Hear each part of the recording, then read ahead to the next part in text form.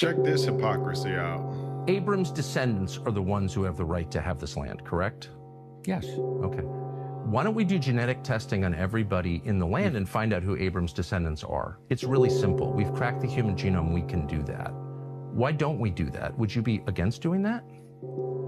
I have no idea what that would prove. I mean, Really? maybe it would be. What do you mean? It would prove who Abram's descendants are and who has a right to live here and who doesn't, according to the theology that you yourself just explained.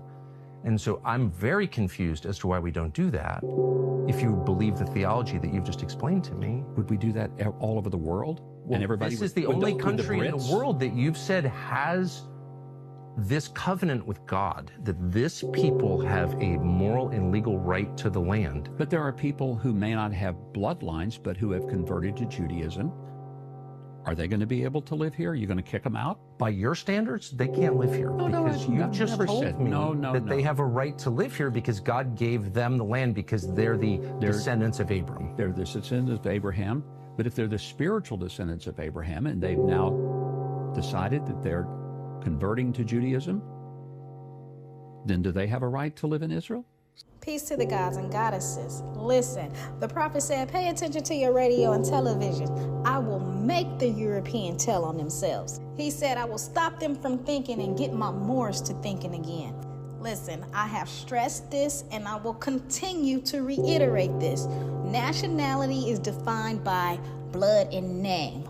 Gentilis is the Moorish Latin word for nobles, belonging to the same family, race, and nation, deriving from the genes, genactrix, the mother, mitochondria, ammobia, protoplasm, and cytoplasm. Okay? Our DNA tells the tale. They know we are direct ascendants, said descendants of Abraham, Yeshua, said Jesus, King David, Ruth, etc. They know that the Moabites are the founders of the holy city of Mecca. The Hamathites, Canaanites, and Hittites, Amorites, all descended from Noah and his sons, Shem and Ham, who are obviously related to the Moabites, whom Moab, son of Lot, grandson of Haran, and brother of Abraham, his father. They know we are direct ascendants of the holy prophet Noble Drew Ali, Prophet Muhammad, Prince Uriel Bey, Alyssa Bai, Hanno Bey. I can go on. They know Arabians are the seeds of Hagar, Japanese, Chinese, Mexicans, etc. They just praying that you don't know.